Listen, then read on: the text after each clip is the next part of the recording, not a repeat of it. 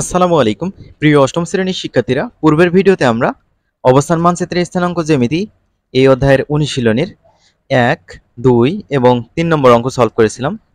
এই ভিডিওতে আমরা 4 এবং 5 নম্বর সলভ করব। তো 4 নম্বর অঙ্কটা আমরা প্রথমে পড়ে নেই।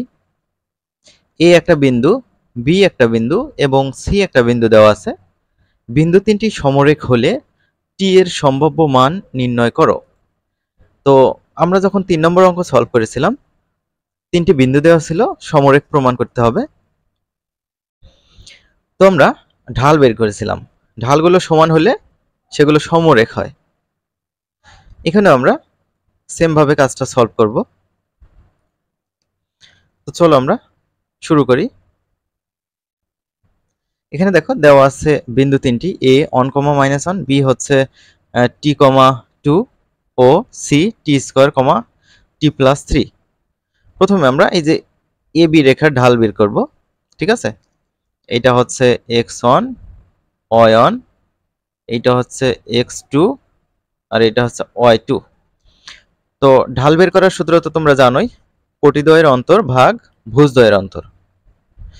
তো এভাবে আমরা লিখতে পারি y2 বিয়োগ y1 ভাগ x2 বিয়োগ x1। তাহলে y2 মানে হচ্ছে 2, সেটি আমরা এখানে লিখেছি, তারপর মাইনাস চিহ্নটা দিয়েছি, y2 মাইনাস y1। তো y1 এর মান হচ্ছে -1, সেটা আমরা ব্র্যাকেটের ভিতরে লিখেছি। তারপর নিচে থাকবে x2 মাইনাস x1। তো x2 এর মান কত? t, সেটা আমরা লিখেছি, মাইনাস x1 এর মান কত? 1, সেটা আমরা লিখেছি। এখন আমাদের একটু ব্র্যাকেট উঠাইতে হবে। তো এই দুই আমরা এখানে লিখেছি, মাইনাস আর মাইনাস গুণ করলে কিন্তু প্লাস হয়, সেটা এখানে লেখা হয়েছে। তারপর 1 থাকে, নিচে t-1 যা আছে তাই। তাহলে 2 + 1 হচ্ছে 3, নিচে হচ্ছে t-1। এটা আমরা পেলাম হচ্ছে এ বি রেখার ঢাল বা m1। এবার বিসি রেখার ঢাল বের করব। বিসি রেখার ঢাল ওই সেম ভাবেই বের করব, কোটিদ্বয়ের অন্তর ভাগ ভুজদ্বয়ের অন্তর।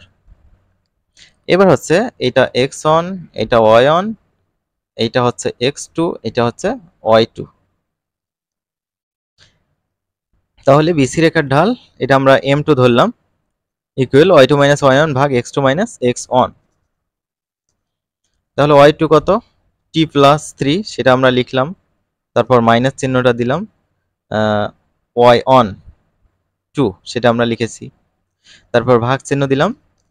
ভাগ চিহ্ন দিয়ে এই যে x2 মাইনাস x1 করতে হবে। x2 মানে হচ্ছে t², আর x1 হচ্ছে t, সেটা লিখেছি। তাহলে এই যে t+3 - 2, অর্থাৎ 3 থেকে 2 বিয়োগ করলে কিন্তু 1, তাহলে t+1 ওপরে থাকে। আর দেখো t² মাইনাস t, এখান থেকে কি করা যায়?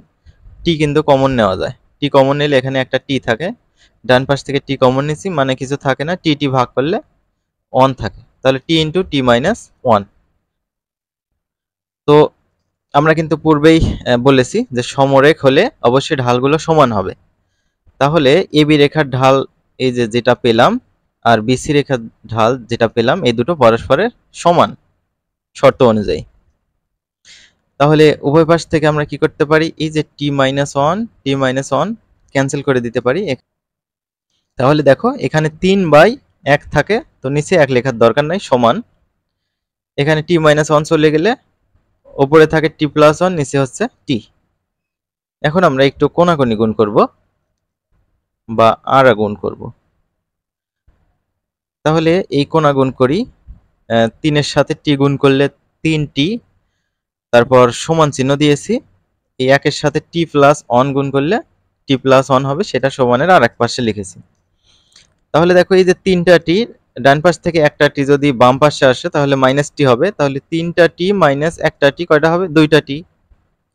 ডান পাশে কিন্তু একটা 1 আছে, t এর মান বের করব, তাই 2 গুণ অবস্থা আছে, 2 কিন্তু ডান পাশে গেলে ভাগ হবে। তো এই হচ্ছে উত্তর। ঠিক আছে, তাহলে অতএব t এর সম্ভাব্য মান হচ্ছে হাফ। তো আশা করছি এটা বুঝতে পেরেছো। t এর কিন্তু আরো সম্ভাব্য মান আর একটা থাকতে পারে, তো একটা বের করেছি আমি। দেখো 5 নম্বর বলছে কি, এ একটা বিন্দু, বি একটা বিন্দু, সি একটা বিন্দু, ডি একটা বিন্দু দেওয়া আছে। এই বিন্দুগুলো লেখচিত্রে বসাও এবং A B, B C, C D, A D রেখাংশ আঁকো।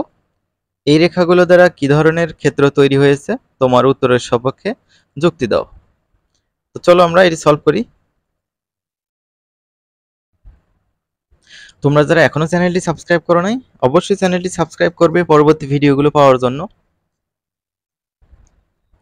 এখানে তোমরা প্রথমে কি করবা, বিন্দুগুলো লেখচিত্রে বসাবা। তো এটা হচ্ছে এক্স অক্ষ, এটা হচ্ছে ওয়াই অক্ষ, এটা হচ্ছে মূল বিন্দু।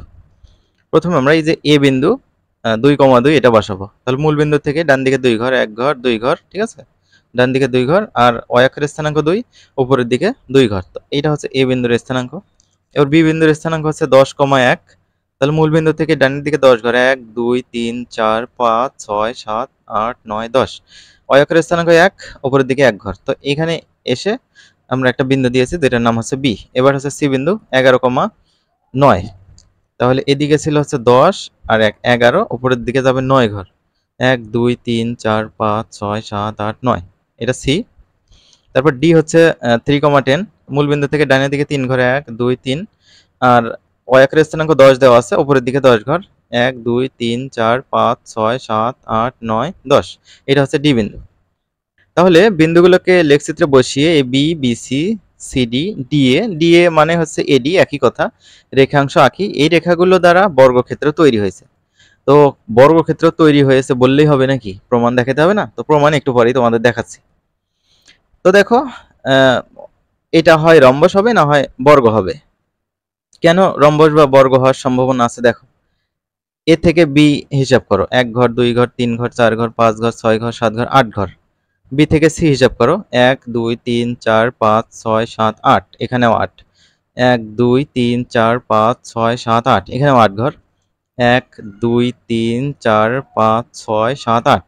তাহলে এই যে প্রত্যেকটা বাহু আমরা সমান দেখতে পাচ্ছি। তাহলে প্রত্যেকটা বাহু যদি সমান হয় তাহলে আমরা কি বলতে পারি, হয় বর্গ বলতে পারি না হয় রম্বস বলতে পারি। কিন্তু বর্গ এবং রম্বসের মধ্যে আরেকটা পার্থক্য আছে, রম্বসের কর্ণদ্বয় অসমান হয় আর বর্গের কর্ণদ্বয় সমান হয়। অর্থাৎ এই যে এসি এবং বিডি, এই কর্ণ দুটো আমাদের বের করতে হবে। বের করে দেখবো যে কর্ণ দুটো সমান কিনা, সমান হলে বর্গ হবে আর অসমান হলে রম্বস হবে। প্রথমে আমরা এই যে এ থেকে বি এই দৈর্ঘ্যটা আমরা বের করব। তাহলে এবি রেখার দৈর্ঘ্য কত হবে দেখে নাও। তাহলে রুট ওভার দূরত্ব কিভাবে বের করে, দূরত্ব বের করার সিস্টেম হচ্ছে x2 বিয়োগ x1 whole square plus y2 বিয়োগ y1 হোল স্কয়ার। তাহলে এবি, তাহলে প্রথমে দেখো x2 বিয়োগ x1 অর্থাৎ 10 বিয়োগ 2 কত হয়, 10 বিয়োগ 2 হোল স্কয়ার প্লাস 1 বিয়োগ 2, এখানে আমরা লিখেছি, ঠিক আছে। তারপর রুট ওভার দেওয়া আছে, 10 বিয়োগ 2 মানে হচ্ছে 8, তার উপরে স্কয়ার প্লাস 1 বিয়োগ 2 হচ্ছে -1, -1 এর উপরে স্কয়ার। রুট ওভার 8 এর উপরে স্কয়ার মানে হচ্ছে 8 8 64, -1 এর উপরে স্কয়ার মানে 1, তাহলে 64 আর 1 65, তাহলে রুট 65 একক হলো এবি রেখার দৈর্ঘ্য। এবার তারপরে দেখি বিসি রেখার দৈর্ঘ্য কত হয়, অর্থাৎ এই যে এখান থেকে এখানে দৈর্ঘ্যটা বের করব। তাহলে বিসি রেখার দৈর্ঘ্যটা কি হবে, সেম ভাবে আমরা কাজটা করব। এবার এইটা বি সি, তাহলে x2 বিয়োগ x1, তাহলে 11 বিয়োগ 10 তার উপরে স্কয়ার প্লাস y2 বিয়োগ y1 9 বিয়োগ 1 তার উপরে হোল স্কয়ার। তারপর রুট ওভার চিহ্নটা দেওয়া হয়েছে, 11 বিয়োগ 10 হয় কত হয়, 11 বিয়োগ 10 1, তাই না। তো এই যে এখানে মাইনাসটা কেটে দিবা, 11 থেকে 10 বিয়োগ করলে কিন্তু 1 হয়। তাহলে 1 এর উপরে স্কয়ার প্লাস 9 বিয়োগ 1 হচ্ছে 8, 8 এর উপরে স্কয়ার, তাহলে 8 8 64, 1 এর উপরে স্কয়ার মানে 1, 64 আর 1 65, তাহলে রুট 65 একক। এবার সিডি, অর্থাৎ এই যে এই বিন্দু থেকে এই বিন্দুর দৈর্ঘ্যটা বের করব। সিস্টেম একই সবগুলো, প্রত্যেকটাই আমি দেখিয়ে দিই যাতে যারা হচ্ছে একদম দুর্বল তারাও বোঝে। সিডি রেখার দৈর্ঘ্য দেখো, তাহলে প্রথমে এই যে x2 বিয়োগ x1 করতে হবে। তাহলে 3 বিয়োগ 11 হোল স্কয়ার প্লাস y2 বিয়োগ y1 10 বিয়োগ 9 হোল স্কয়ার। 3 বিয়োগ 11 কত হয়, -8, তার উপরে স্কোয়ার প্লাস 10 বিয়োগ 9 1 তার উপরে স্কোয়ার। তাহলে রুট দেওয়া হয়েছে উপরে, -8 এর উপরে স্কোয়ার মানে হচ্ছে 64 প্লাস 1 এর উপরে স্কোয়ার মানে 1। তো কি হলো রুট ওভার 65 একক।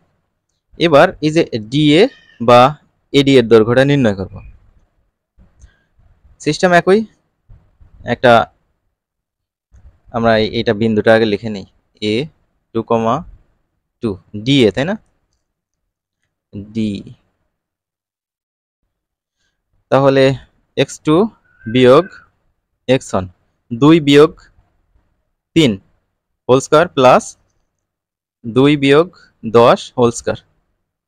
2 বিয়োগ 3 হচ্ছে -1 তার উপরে স্কয়ার প্লাস 2 বিয়োগ 10 -8 তার উপরে স্কয়ার। -1 এর উপরে স্কয়ার করলে 1, -8 এর উপরে স্কয়ার করলে 64।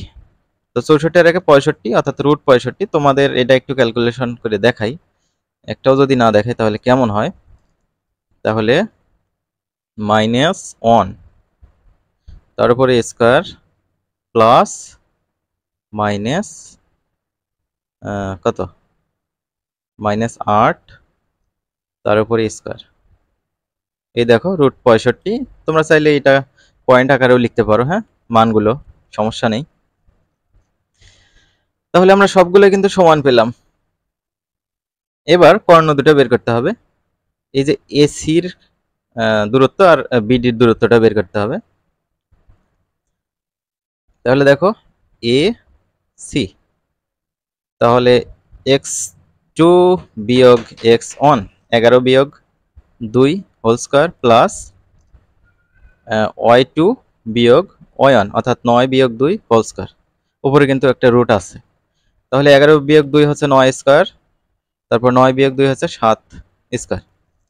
তাহলে 9 9 81, 7 7 49, যোগ করলে কত হয় 130। তাহলে দেখি ঠিক আছে কিনা।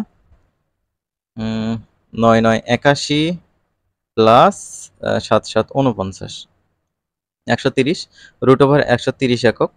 এবার বিডি কর্ণের দৈর্ঘ্য বের করব।